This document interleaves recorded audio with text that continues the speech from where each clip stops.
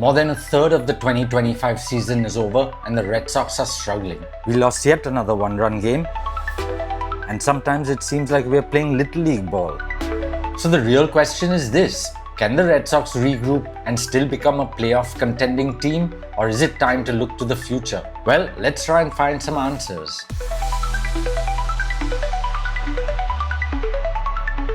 Hey Red Sox Nation, welcome to a new edition of BleacherBot. We're here with B, our favorite baseball analyst. Hi B. Hi Z, hi everyone. Yeah, this team has gone full green line. It stalls often, it's unpredictable and guaranteed to break down in critical moments. You can say that again. I don't know what to think about this Red Sox team, which has now lost 5 straight games and sits 4 games under 500. The offense is struggling, and it seems like the pitchers are being pushed into high leverage situations in almost every inning of every game. That's right, Z. Right now, the offense is all salad, no steak. Light, leafy, and completely unsatisfying. But hey, before we dig into this mess, don't forget to subscribe to our channel, because unlike our hitters, you know we always deliver. Nice one, B. Yeah, ever since Bregman's injury, our offense has been anemic. We're hardly scoring any runs, and when we do, we make stupid mistakes, give up the lead, and ultimately end up losing games. It's really hard to watch over and over again. So yes, the team is struggling mightily. What the hell is going on, B? The main issue is the underperformance of key players, Z. Plain and simple. Story, Campbell, Rafaela, they've all cooled off. And with both Casas and Bregman injured, that's the heart of your lineup missing. There's a huge void right now, and that puts way too much pressure on Devers and Duran. You're right, B. The bottom line is we're just not hitting, period. So whether it's Story or Campbell or Rafaela, whether they're runners on or nobody on, whether it's in the first inning, 5th inning or 9th inning or in extra innings,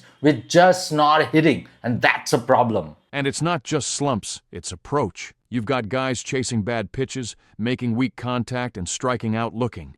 That's not just bad luck, that's a broken offensive identity. Alright, so let's start with Trevor Story. He's a miserable 16 for 132 in his last 31 games. That's a 131 average. He has 2 extra base hits in the whole month. His slugging is like 200, which is absolutely atrocious. He's making my 30-30 prediction look outright foolish. What the hell is going on with Trevor Story, B? Story looks lost at the plate. His bat speed is down. He's making really weak contact, and he's pressing. He's still providing good defense, but at this point, you wonder if he's 100% healthy. Or worse, if this is the start of a long-term decline phase. Yeah, I hope this isn't a career-ending regression for Story, because that would mean that the Red Sox just blew $126 million. And like we said earlier, with Casas and Bregman out and Story slumping, we've essentially lost our number 3, 4, and 5 hitters. That's like flying without wings. The middle of the lineup is supposed to carry the offense. Right now, it's carrying us straight into sub-500 hell. Sub-500 hell is exactly what we're in right now. Okay, what's the deal with Kristian Campbell? He's having an even worse May than Story. He's batting just 120 and he has 1 extra base hit, a homer against Detroit. What's happening with Campbell? Looks like the league has made adjustments to him, Z. And now it's his turn to adjust back. He's chasing more, getting jammed on inside pitches, and hasn't worked out the counterpunch yet. It's not uncommon for rookies. The real test is what he does next. Yeah, it was inevitable that pitchers would catch up to him. Now it's his turn to fight back. Because right now he's a cleanup hitter with 1 extra base hit in the month of May. That's just not going to cut it, especially with everyone else struggling around him. And even Devers is feeling it. I guess pitchers just don't need to give him anything to hit anymore. Exactly. With Bregman out, there's no protection behind him, and Devers is getting pitched around or fed junk, and he's pressing too, trying to do too much. You can't expect Raffy to carry the lineup when the bats behind him are ice cold. Talking about protection for Devers, let's talk about Carlos Narvaez, because he's gone from a number 2 catcher to a pleasant surprise. He's slashing 375, 452, 563 in May, and Cora is even trying him out in the 3-hole behind Devers. One of the few bright spots, right? Absolutely. Narvaez has been sensational, not just with the bat, but with his defense and calling games behind the plate. He's giving us tough at-bats, working counts, and showing surprising power. At this point, he's earned that 3-hole promotion. He sure has. Okay, then there's the other bright spot, Marcelo Mayer.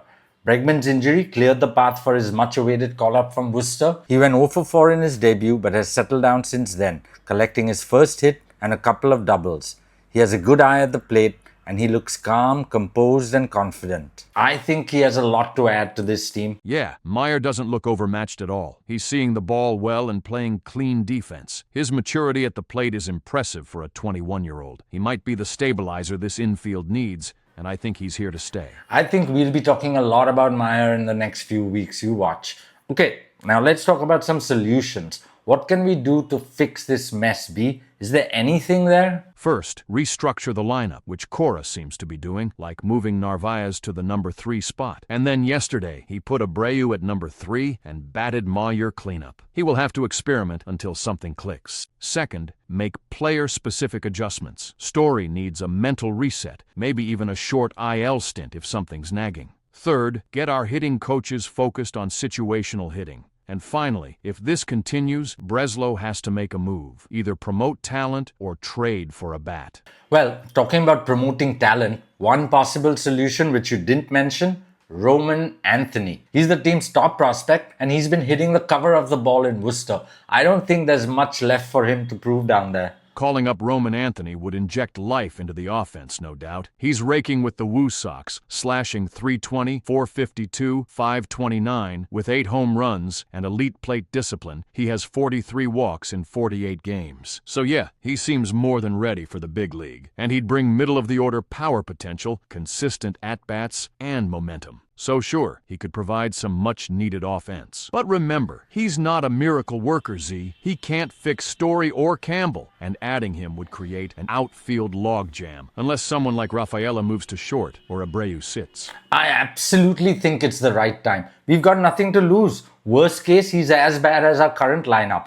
Best case, he's the hitter that we all want him to be, and Devers get some serious protection in the lineup. And sometimes that's all it takes. One spark, one bat. Anthony could give the lineup new life and force pitchers to pitch to Raffy again. And as far as the outfield is concerned, Rafaela can move to short. That's his original position. And then between Rafaela, Story, Campbell, Mayer, Sogard, Toro, Hamilton, we have enough bodies for the infield. Anyway, we've already been patching it together every night. Exactly. The infield's a jigsaw puzzle anyway. Might as well go all in on the talent. If it means better offense, do it.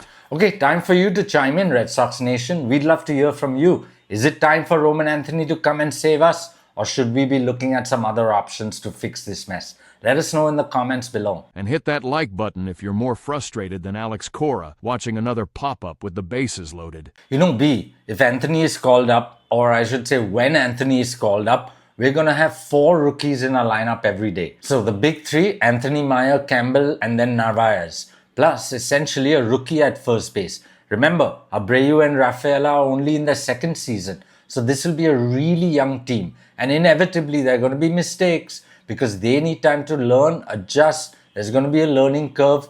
But I'm ready for that because I can't take another day of this sub-mediocrity. This team right now is terrible.